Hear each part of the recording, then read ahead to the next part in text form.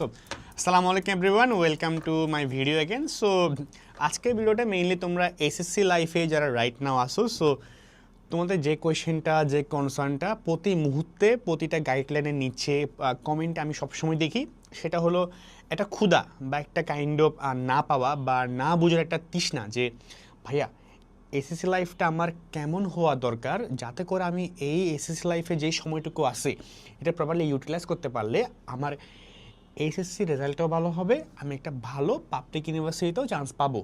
So যারা mainly ব্যবসা শিক্ষা বা মানবিকের আসো, মেইনলি ব্যবসা শিক্ষার মানুষজন আজকের ভিডিওটা একটু মনোযোগ দিয়ে দেখো। So the topic is your ultimate road map from HSC to your desired public university. So আমি আমার লাইফের বেশ কিছু ইন্টারেস্টিং বিষয় শেয়ার করতে যাচ্ছি আজকে এই ভিডিওতে, এবং definitely this is going to be a good video of definitely mind. আচ্ছা যাক, সো প্রথমে আমি কথা বলি তোমার অ্যাকচুয়ালি ব্যাকগ্রাউন্ড রিসার্চ নিয়ে, মানে হলো যে তুমি অ্যাকচুয়ালি কী ব্যাকগ্রাউন্ড থেকে বিলং করতে পারো। হতে পারে তুমি খুবই স্ট্রাগলিং একটা ব্যাকগ্রাউন্ড থেকে বিলং করতে পারো, যেখানে তোমার অর্থনৈতিক অবস্থা একটু টাফ, মানে হতে পারে তুমি নিজে টিউশন করে চলো, বা হতে পারে তুমি কোনো পার্ট টাইম জব করো। It's not a big issue, but ইস্যুটা হলো তুমি এত কিছু মেনটেন করার পরেও তোমার একটা তীব্র ইচ্ছা থাকে যে না ভাইয়া আমার একটা পাবলিকে চান্স পাইতে হবে, ওকে। বা তুমি ওই যে হার না মানার একটা যে মেন্টালিটি, হার না মানার একটা যে একটা ইচ্ছা, তীব্র মানে একদম প্রবল ইচ্ছা, এটা তোমার খুবই বেশি। আর হতে পারে তুমি একটা মিডল আর্ন ফ্যামিলি থেকে বিলং করতে পারো, যেখানে তোমার বাবা মা চাই আমার ছেলেটা একটু কষ্ট কম করুক, ওর এসব করার দরকার নেই, ও একটু পড়াশোনা করে একটা ভালো জায়গায় চান্স পাক, এটা। বা একটু ভালো ব্যাকগ্রাউন্ড থেকে, যেখানে তোমার বাবা মা তোমার কোনো প্রেশারাইজ করে না, তোমার বাবা মা চাই ওই লাইফে ভালো করুক, আবার তুমি চাও যে অ্যাকচুয়ালি ভালো করি। সো তিন ধরনের ব্যাকগ্রাউন্ড, তিন ধরনের মানুষ তোমরা হতে পারো। সো এটা হলো তোমার ব্যাকগ্রাউন্ড। সো তোমরা রিলেট করো তো তোমরা কোথায় পড়তেছো। এখন সেকেন্ড পয়েন্টটা হলো যে ভাইয়া পাবলিক ইউনিভার্সিটিতে কেন চান্স পাইতে হবে, আমি যদি ব্যবসা শিক্ষার মানুষ যদি আমি প্রাইভেটে পড়তে পারি, তো হোয়াই পাবলিক ইউনিভার্সিটি। সো আমি এখানে দুইটা রিজন বলবো কেন একটা পাবলিক ইউনিভার্সিটি তোমার পড়া উচিত। কারণটা হলো দেখো, আমি যদি প্রথমটা হলো পাবলিক ইউনিভার্সিটিতে দেখবা তুমি যে ইউনিভার্সিটিতে চান্স পাচ্ছ, হতে পারে ঢাকা ইউনিভার্সিটি, হতে পারে জগন্নাথ ইউনিভার্সিটি, হতে পারে চট্টগ্রাম বা রাজশাহী বা জাহাঙ্গীরনগর ইউনিভার্সিটি, এই পাঁচটার মধ্যে যখন একটা ইউনিভার্সিটি পড়তে পারো, হ্যাঁ, আর অনেক ইউনিভার্সিটি ডেফিনেটলি আছে। সো এখানের মধ্যে তুমি দেখবা তুমি যে ডিপার্টমেন্টে বা তোমার যেগুলো বন্ধুবান্ধব থাকবে, ধরো তোমার ক্লাসে 160 জন আছে বা ধরো 100 জন আছে ধরলাম, দেখবা 100 জন 100টা মোটিভেশন এখানে আসছে, 100 জন 100টা কালচার থেকে এখানে আসছে, 100টা ডিফারেন্ট কোনো অঞ্চল থেকে এখানে আসছে। তো সবার কিন্তু লাইফকে দেখার ওয়েটা ডিফারেন্ট, হ্যাঁ, বেশ খুব ডিফারেন্ট তুমি এখানে পাবা, বা তোমার মতো মানুষজনের পাবা। সো একটা কালচারাল ডিফারেন্স, মানুষজনের সাথে কথা বলা মিশা একটা বিষয়পাত তুমি এখানে পাবা ডেফিনেটলি। সেকেন্ডলি হইল টাকা। এখন আমি যদি বলি জগন্নাথ বিশ্ববিদ্যালয়ে আমি যে 4 বছর পড়াশোনা করতেছি, আমার টোটাল এক্সপেন্স অ্যাপ্রক্সিমেটলি 4 বছরে 24,500 টাকা। মানে আমি 4 বছর ধরে পড়াশোনা করে যাচ্ছি, যার টোটাল এক্সপেন্স হলো 24,500 টাকা, যেখানে অনেকগুলো প্রাইভেট ইউনিভার্সিটির সেমিস্টার ফি থাকে এটা, বুঝলা? সো ইকোনমিক্যাল বিষয়পাতি থেকে তোমার এখানে পড়া উচিত। আর ফ্যাকাল্টির কথা বলি, পাবলিক ইউনিভার্সিটি যেগুলো টপ পাবলিক ইউনিভার্সিটি যেমন জগন্নাথ, ঢাকা, এইসব জায়গায় যারা পড়াশোনা করে, হ্যাঁ, এখানে যারা ফ্যাকাল্টি থাকে, প্রফেসর থাকে, এরা অ্যাকচুয়ালি টপ নোচ, এখানে এমনি কেউ হইতে পারে না প্রফেসর, হ্যাঁ। সো অ্যাজ আ তোমার প্রফেসর যারা হবে, তোমার যারা মেন্টর হবে, টিচার হবে, তারা ডেফিনেটলি বাংলাদেশের সবচেয়ে ভালো টিচারগুলোর মধ্যে অন্যতম। So definitely for a faculty, for your department, for the money and for the culture, public ইউনিভার্সিটিতে পড়াকে আমি সাপোর্ট করি। আর যদি তুমি যদি একটা স্ট্রাগলিং ব্যাকগ্রাউন্ড থেকে হও, একটু মিডল আর্ন থেকে হও, তোমার জন্য একটা ফরজ পড়া যদি তুমি চাও পড়তে। So that's why public university. তো আমরা বুঝলাম কেন পাবলিক বিশ্ববিদ্যালয়ে পড়তে হবে, আর ব্যাকগ্রাউন্ড আমরা বুঝলাম। এবার আমরা আসল ডিসকাশনে যাই যে অ্যাকচুয়ালি আমার পড়াশোনাটা কেমন হওয়া খুব বেশি প্রয়োজন। দেখো এসএসসি লাইফে আমি দেখি যারা তোমরা রাইট নাও এইচএসসি 27 ব্যাচের মানুষজন আসো বা 26 ব্যাচের মানুষজন আসো, সো তোমার অ্যাডমিশনের এখনও অনেক সময় বাকি আছে, তোমরা সবেমাত্র তোমার এসএসসি লাইফটা শুরু করলা। তো আজকে এই ভিডিও দেখার পর থেকে বা আজকের পর থেকে তোমার লাইফ মোটিভেশন কেমন হওয়া উচিত একাডেমিক্যালি, যাতে করে তুমি একটা ভালো রেজাল্ট করতে পারো। প্রথমেই দেখো, অনেক গাইডলাইন দেখলা না, আজকে আমি কি বলি একটু শোনো মনোযোগ দিয়ে। তুমি ধরো তুমি একদম জিরো থেকে, হ্যাঁ, জিরো থেকে একদম শুরু করবো, আজকের পর থেকে পড়াশোনা শুরু করবা। সো প্রথম কাজ, তুমি তোমার সিলেবাসটুকু জানো। তোমার সিলেবাস বলতে এসএসসি লাইফে আমি বললাম এইচএসসি, হ্যাঁ, সিলেবাস জানো। তোমার অ্যাকাউন্টিংয়ে, হিসাব বিজ্ঞানে তোমার সিলেবাস কতটুকু, ম্যানেজমেন্টে মানে ব্যবসায় উদ্যোগে বা ব্যবস্থাপনায় তোমার সিলেবাস কতটুকু, বাংলায় কতটুকু, ইংরেজিতে কতটুকু, আগে সিলেবাসটা জানো। এখন ভাই জানলাম মানে কি আমি জাস্ট মাথায় রাখলাম? একদমই না। তুমি একটা খাতা কলম নাও, খাতা কলম নিয়ে তুমি লেখা শুরু করো যে না, ইংলিশে এগুলা, ম্যাথে এগুলা, মানে বাংলায় এগুলা। এখন দেখবা তোমার কিন্তু একটা সিলেবাস প্রোভাইড করে এনসিটিভি থেকে, ওটাও কিন্তু এনাফ, ওটাও এনাফ। তুমি ওটা কালেক্ট করতে পারো, তাহলে তোমার সিলেবাস হয়ে গেল এসএসসি লাইফের সিলেবাস। তাহলে আফটার দ্য সিলেবাস তুমি এবার জানলা তোমার আসলে পড়তে হবে কি।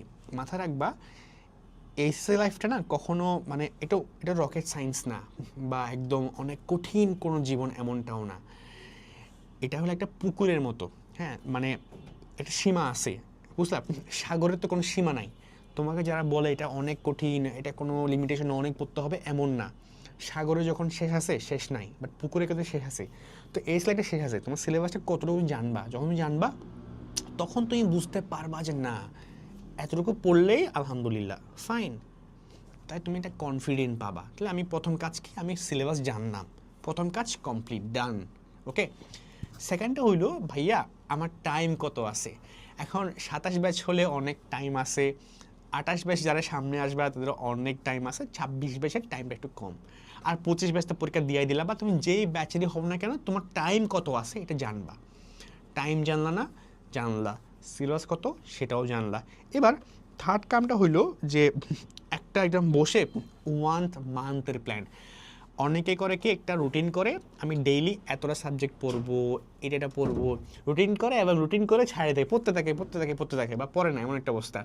তো হয় কি যে দেখো, তুমি যখন রুটিন করো, হ্যাঁ আমি শনিবার এগুলো পড়বো, রবিবার এগুলো পড়বো, আসলে হয় কি দেখা যায় তুমি 5টা রাখলা, 3টা পড়তে পারলা না। এবং কেন পারলা না? বিকজ প্রথমত তুমি অলস, সেকেন্ডলি তুমি জানো না এই রুটিনটা কতদিন ভ্যালিড থাকবে।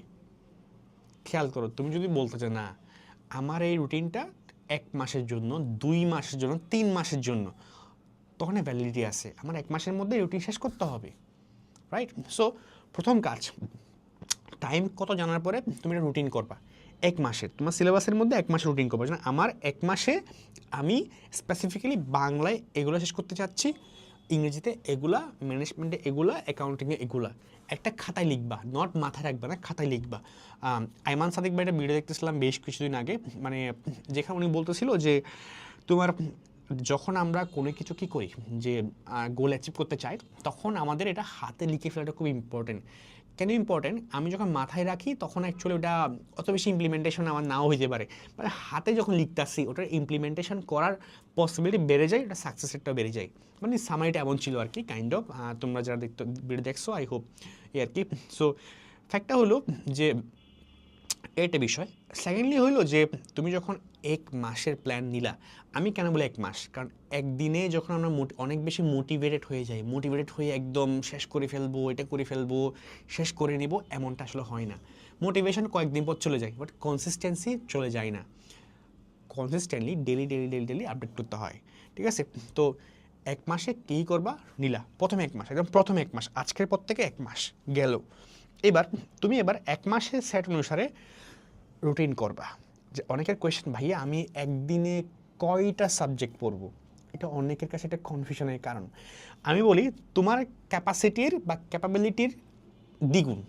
হ্যাঁ, ধরো তুমি অনেক ভালো করে জানো ভাইয়া তুমি একদিনে কয়টা সাবজেক্ট পড়তে পারো, দেখা যায় 2টা বা 1টা। তুমি সবসময় ডেইলি যে রুটিনটা করবা ওটা দ্বিগুণ রাখবা। ধরো তুমি 2টা পড়তে পারলে রুটিনে 4টা সাবজেক্টের রুটিন করবা ডেইলি, শনিবার, রবিবার, সোমবার, মঙ্গলবার, বৃহস্পতিবার, শুক্রবার। এভাবে তুমি প্রতিদিন তুমি ডেইলি তোমার যা ক্যাপাবিলিটি তার দ্বিগুণ রাখবা। এভাবে তুমি একটা 1 উইকের প্ল্যান সেট করবা। প্রথম কী বললাম, প্রথমে 1 মাসের রুটিন করা, মানে 1 মাসে কী পড়বা তার সিলেবাসটাকে অ্যামাউন্টটা রাখা। সেকেন্ডলি একটা উইকলি প্ল্যান করা, আমি এই উইকেটা পড়বো, ঠিক আছে, উইকলি প্ল্যান করলাম। এবার এই উইকলি প্ল্যানটাকে 4 ভাগে ভাগ করো। প্রথম 1 মাস মানে 4 উইক ধরলাম, প্রথম উইকে এটা পড়বো, এগুলো শেষ করবো, সেকেন্ড উইকে এগুলো করবো, থার্ড উইকে এগুলো করবো, ফোর্থ উইকে এগুলো করবো। তাহলে 4 উইকে তুমি 1 মাসে পড়া শেষ করতে পারলা, ঠিক আছে। এটা হলো তোমার কনসিস্টেন্ট হওয়ার একদম প্রথম ধাপ। আমি করছি এটা, আমি যখন অনেক বেশি মানে শুরুর দিকে অলস হয়ে গেছিলাম, স্ক্রল করতেছি, মোবাইল রিলস দেখতাছি, মানে একটা এমন অবস্থায় পড়ে গেছি পড়াশোনার মনোযোগ আসে না, বাট থিঙ্কিং লাইক যে আসলে তো পড়তে হবে, this is the last option, so ভালো করতে হবে, করবো কেমনি, পড়ার মনোযোগ আসে না। তো I was like okay fine, আমি 1 মাসে একটা সিলেবাস প্ল্যান নিলাম, 1 মাসে এগুলো শেষ করতে হবে। দেন আমি 1 মাসটাকে 4টা উইকে ভাগ করলাম, 4টা উইকে প্রথম উইকে আমি এগুলো পড়বো, সেকেন্ড উইকে এগুলো পড়বো, থার্ড উইকে এগুলো পড়বো, ফোর্থ উইকে এগুলো করবো। এবং উইকলিকে আমি 7 দিনে ভাগ করলাম, 7 দিনের মধ্যে আমি প্রথম দিন, সেকেন্ড দিন, third, fourth, fifth, six, seven কী কী পড়বো ভাগ করে দিলাম। সো এইটা হলো তোমার প্রথম কাজ, এইটা তুমি আগে ইমপ্লিমেন্টেশন করো ফর দ্য নেক্সট 1 মান্থ। যখন তুমি এইটার 70 থেকে 80% তুমি মোটামুটি কমপ্লিট করে ফেলতে পারবা, বুঝবা যে না, তুমি তখন অনেক কনফিডেন্ট পাওয়া যাবো, আসলে অনেক বেশি কনফিডেন্ট তুমি পাবা। মানে দিস ইজ অ্যাকচুয়ালি ইনসেন, এটা এক্সপিরিয়েন্স করার মানে বলার মতো না, এক্সপিরিয়েন্স করার মতো একটা বিষয়। সো আফটার দ্যাট তুমি এবার 6 মান্থের প্ল্যান নিবা। কত মাসের? 6 মান্থের প্ল্যান। তো এখন আমি 6 মান্থ কেন বলছি, বিকজ আমি আমার পুরা এসএসসি লাইফকে 3টা ভাগে ভাগ করছিলাম, 6, 4, 3, বুঝলাম, মানে আমি বলি 6-4-3 রুল। এখন 6 মান্থ কেন অ্যাকচুয়ালি? 6 মান্থে তুমি তোমার এসএসসি লাইফে যত পড়াশোনা আছে তার 3 ভাগের 1 ভাগ কমপ্লিট করবা। কি বললাম? 6 মান্থে এই 1 মাসের পরে 6 মাসে তুমি তোমার এসএসসি লাইফে যত পড়াশোনা আছে প্রতিটা সাবজেক্টের সব পড়াশোনার 3টা ভাগে ভাগ করবা, তার 1 ভাগ প্রথম 6 মান্থে তুমি কমপ্লিট করবা, মানে ফার্স্ট রিভিশন যেটাকে বলে, ফার্স্ট কমপ্লিট করা যেটাকে বলে। এটা হয়ে গেল, এটা 70-80% হয়ে গেলে মানে আলহামদুলিল্লাহ, you are very good. So এটা হওয়ার পরে তুমি আরও বেশি কনফিডেন্ট পাবা। তো এই সময় তুমি কী করবে? এই সময় চাই তুমি দেখো কলেজের অনেক ডিবেটিং প্রোগ্রাম হয়, অনেকগুলো কম্পিটিশনস হয়, তুমি যত এক্সট্রা কারিকুলাম অ্যাক্টিভিটিস করার এই 6 মাসের মধ্যেই করবা। এই 6 মাসের বাইরে কিন্তু মোটেও না। দেখো তোমার এক্সট্রা কারিকুলাম করতে আমি নিষেধ করতেছি না, বাট কলেজ লাইফে একটু কম করো, এই 6 মাসই করো, প্রথম 6 মাস জাস্ট এগুলাই করো, যে এক্সট্রা কারিকুলাম করবা, এটা করবা, এটা করবা, এটা করবা, করো, ওকে। তো 6 মাস চলে গেল তোমার এখন, ঠিক আছে, টোটাল 7 মাস চলে গেল, ওকে। তারপর 4 মান্থের প্ল্যান, তা নেক্সট 4 মান্থ তুমি প্ল্যান করো। এবার তুমি তোমার দেখো, প্রথমবার যখন তুমি রুটিন করছিলা তুমি জানতা তোমার ক্যাপাসিটি কিন্তু 1 গুণ, তুমি জানতা তুমি যদি ডেলি 5টা সাবজেক্ট রাখো তার মধ্যে তুমি মোটামুটি প্রপারলি পড়তে পারো 3টা, 2টা তুমি নাও পড়তে পারো। সো বাট এই 4 মাসে তোমার যা ক্যাপাসিটি তার সবটুকুই রাখবা। তুমি এই 4 মাসে ট্রাই করবা তুমি যদি 5টা সাবজেক্ট রাখো 5টাই প্রতিদিন প্রপারলি করার জন্য, কারণ তুমি অনেক দিন ধরে কনসিস্টেন্ট, তুমি অনেক দিন ধরে motivated, this hits different actually না।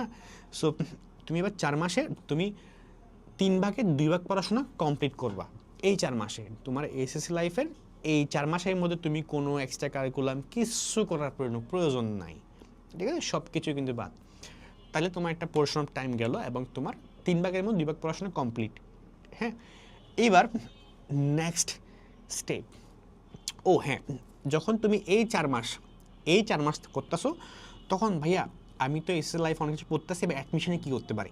দেখবা তুমি যদি ব্যবসা শিক্ষা বিভাগের শিক্ষার্থী হও তোমার জন্য ইংরেজি একটা বড় আতঙ্কের নাম। সো এই 4 মাসে, হ্যাঁ 6 মাসের পরে এই 4 মাসে তুমি শুধুমাত্র ইংলিশ গ্রামারে ফোকাস করবা। কি? English grammar. তোমার টাইম থাকবে ভাইয়া, যেখান থেকে পারি যেভাবে পারি, অনলাইন হোক অফলাইন হোক যেখান থেকে পসিবল হোক, আমি এই 4 মাসের মধ্যে ইংরেজি গ্রামারটা আয়ত্ত করে নিব। দেখো তোমার ইংরেজি গ্রামারটা কিন্তু আইএলটিএসের 99 পাওয়ার মতো না, 88 পাওয়ার মতো না। তোমার ইংলিশের এই ইউনিভার্সিটি গ্রামারগুলো খুব ইজি হয়, টু বি অনেস্ট ভাই। আমি জানি না কেন তোমরা এত বেশি হাইট হও এগুলো নিয়ে। একটু 4টা মাস ঠিকমতো পড়াশোনা করলে অনেক ইজি হয়ে যায়। আর তোমরা যদি চাও ভাইয়া ইংলিশ একটা প্রপার গাইডলাইন দেন, যে যেটা গাইডলাইন ফলো করলে আলহামদুলিল্লাহ আমারটা কমপ্লিট ইংলিশটা, I will give on English, ঠিক আছে, প্যারা নেই। একটা আমার এক্সপিরিয়েন্স, আমার আইবিএতে রিটেন হয়েছিল মোটামুটি, সো ওখান থেকে একটা এক্সপিরিয়েন্স আছে যে না দেওয়া যায়। আচ্ছা ফাইন। সো এছাড়া আমার নিজের ইউনিভার্সিটিতে চান্স হয়েছিল, সো ইংলিশে দেওয়া যায়। সো ফ্যাক্টটা হলো এইবার প্ল্যান আসি। এই 4 মাসের প্ল্যান কি? 4 মাসের প্ল্যান হলো ইংলিশের গ্রামারটা আমরা কমপ্লিট করে নিব এই 4 মাসের মধ্যে, ঠিক আছে? ওকে, তাহলে গেল। এবার আসে নেক্সট 3 মান্থের মেইন গেম। এখন থেকে তোমার অ্যাডমিশন প্রিপারেশন বলো, প্রি অ্যাডমিশন প্রিপারেশন বলো, এসএসসি বলো, সব কিছু এখন থেকে মোল্ড হবে, এখন থেকে সব চেঞ্জ হওয়া শুরু করবে। এখন তুমি আরও বেশি মোটিভেটেড, আরও বেশি কনসিস্টেন্ট, আরও বেশি অ্যাগ্রেসিভ পড়াশোনা নিয়ে, আরও বেশি একাডেমিক্যালি ফোকাসড থাকবা। এই 3 মাসের প্ল্যান হলো এই 3 মাসে তোমার এবার 3 ভাগের 3 ভাগ পড়াশোনায় কমপ্লিট করতে হবে। মানে তোমার যে বাকি 1 ভাগ পড়াশোনা বাকি ছিল, ওই 1 ভাগ তুমি এবার 3 মাসে কমপ্লিট করবা। বাট গেমটা এখানেই যে যখন তুমি এই 3 মাসে পড়াশোনা করবা, তখন তোমার মেইন গোল হওয়া উচিত অ্যাডমিশনে, হ্যাঁ, অ্যাডমিশনে ইংলিশের যেগুলো ভোকাবুলারি আছে, তুমি দেখবা ভোকাবুলারি কোত্থেকে আসে প্রিভিয়াস ইয়ারের বিসিএস এক্সামের বা বিভিন্ন এক্সামের, যেগুলো সিনোনিম, অ্যান্টোনিম, ফ্রেজেন্ট ভার্বস, তারপর যা আছে, হ্যাঁ, ভোকাবুলারি নিয়ে, ভোকাবুলারি রিলেটেড। তুমি এই 3 মাসে কিন্তু only you will focus on what, on vocabulary, ঠিক আছে? ভোক্যাবসে তুমি একমাত্র ফোকাস করবা এই 3 মাসে, ওকে? আর কোথাও না, আর কিচ্ছুতেই না, অনলি ইংলিশ। দেখো, প্রি অ্যাডমিশন প্রিপারেশন নিয়ে যে হাইপটা করা হয় এটা খুবই খারাপ, কারণ প্রি অ্যাডমিশন বলতে কোনো শব্দ নাই। আমি মনে করি এসএসসি পড়াশোনার 80% অ্যাডমিশনের সেম টু সেম, ঠিক আছে? সো তুমি প্রথম ওই 4 মাসে কী করবা? গ্রামার পড়বা, এই 3 মাসে ভোকাবুলারিকে একটা ফোকাস করবা। এবার কিন্তু তোমার পুরা সিলেবাস প্রথমবারের মতো কমপ্লিট করা আলহামদুলিল্লাহ কমপ্লিট, ডান। তুমি এটা দীর্ঘ শ্বাস নিতে পারো যে না, এবার তো কমপ্লিট হয়েছে বাবা, এবার তো হয়েছে।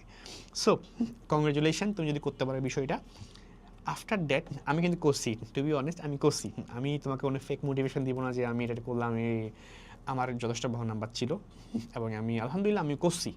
এই টাইমটা আমার প্রথম 9 মাস আসলে শেষ হয়েছিল সবগুলো পড়াশোনা, আচ্ছা যাক, ওটা আলাদা বিষয়।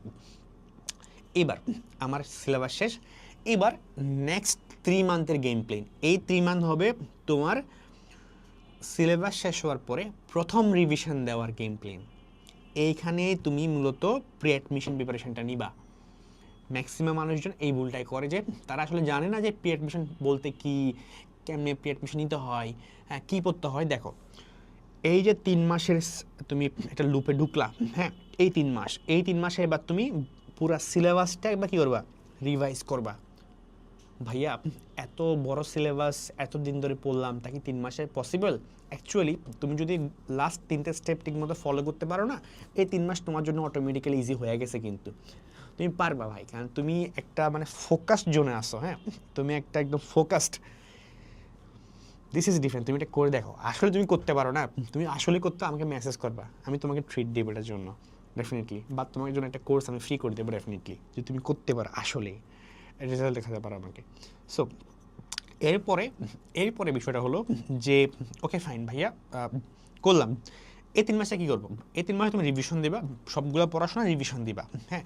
তুমি এই 3 মাসে তুমি এসএসসির যে নোটগুলো বানানো প্রয়োজন, নোটগুলো তুমি কী করবা? নোট ডাউন করে রাখবা।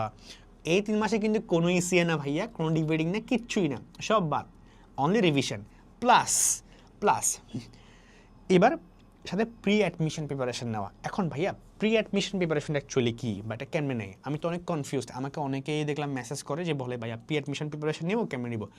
আসলে প্রি অ্যাডমিশন মানেটা কি? অ্যাডমিশনের আগে একটু প্রিপারেশন নেওয়া, প্রিপারেশন নেওয়া, অ্যাডমিশনই প্রিপারেশন নেওয়া। এটা তুমি কেমনে নিতে পারো? দেখো, ধরো তুমি হিসাব বিজ্ঞানের প্রথম অধ্যায় পড়তেছো, ঠিক আছে, হিসাব বিজ্ঞানের পরিচিতি।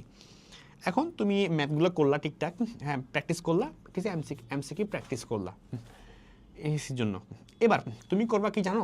তুমি করবা কি যে ওই তোমার দেখো, তুমি যে বইটাই কিনো, ওই বইটার মধ্যে কিন্তু প্রিভিয়াস ইয়ারে বা দেখবা বাজার অনেকগুলো বই আছে, যেমন কিউনের বই যদি বলি, অনেকগুলো বই আছে যেখানের মধ্যে চ্যাপ্টার ওয়াইজ অ্যাডমিশনে কোন কোন প্রশ্নগুলো আছে সেগুলো দেওয়া থাকে। এরকম বই তুমি কিনা হিসাব বিজ্ঞান প্রথম পত্র থেকে অ্যাডমিশনে কোন কোন কোয়েশ্চেনগুলো আসছে, এমসিকিউ বা রিটেন, একটু দেখে নিবা, শেষ। এটাই প্রি অ্যাডমিশন, হ্যাঁ। প্লাস তুমি চেষ্টা করবা যে একটা চ্যাপ্টারে সব জায়গাতেই কিন্তু প্রশ্ন আসে না, একটা চ্যাপ্টারে স্পেসিফিক কিছু জায়গা থেকে প্রশ্ন আসে। তোমার কাজ হলো যখন তুমি এসএসসির এমসিকিউগুলো পড়লা, ম্যাথগুলো করলা, তারপর কিন্তু তার আগে না, তারপর যখন তুমি প্রি অ্যাডমিশনে যাবা, ওই অধ্যায় থেকে অ্যাডমিশন ঢাকা বিশ্ববিদ্যালয় বা জগন্নাথে যে কোয়েশ্চেনগুলো আসছে সেগুলো ওই অধ্যায়ের কোন কোন টপিক থেকে আসছে, যেগুলো জাস্ট কিছু করতে হবে না, একটা খালি পেজ নিবা, পেজ নিয়ে লিখবা যে হিসাব বিজ্ঞানের পরিচিতি, এই সাল লিখবা, সাল লিখে এই টপিক থেকে আসছে, এই টপিক থেকে আসছে, এই টপিক থেকে আসছে, কমপ্লিট, দ্যাটস ইট, আর কিছু করা লাগবে না। এমসি করে দেখবা, টপিকগুলোর নাম লিখবা। এটা এভাবে তুমি ফাইন্যান্সের জন্য করবা, ম্যানেজমেন্টের জন্য করবা, বাংলার জন্য করবা, ইংরেজির জন্য করবা, দ্যাটস ইট। আর কিছু করার প্রয়োজন আছে? এটাই প্রি অ্যাডমিশন, আর কিছুই না। হ্যাঁ, তাইলে তুমি রিভিশন দেওয়ার পাশাপাশি ওই অধ্যায় সংক্রান্ত অ্যাডমিশন প্রশ্নগুলো দেখে নিবা। প্লাস আরেকটা কাজ করবা, এটা হলো তুমি পাশাপাশি যদি টাইম থাকে তখন তুমি কি করবা, প্রিভিয়াস ইয়ারে যে কোয়েশ্চেনগুলো আসে ঢাকা ইউনিভার্সিটি লাস্ট 10 ইয়ার্সে, ঢাকা ইউনিভার্সিটি পড়লে আমি বলি এনাফ, 10 ইয়ার্সে কোয়েশ্চেন দেখে নিবা এই 3 মাসে।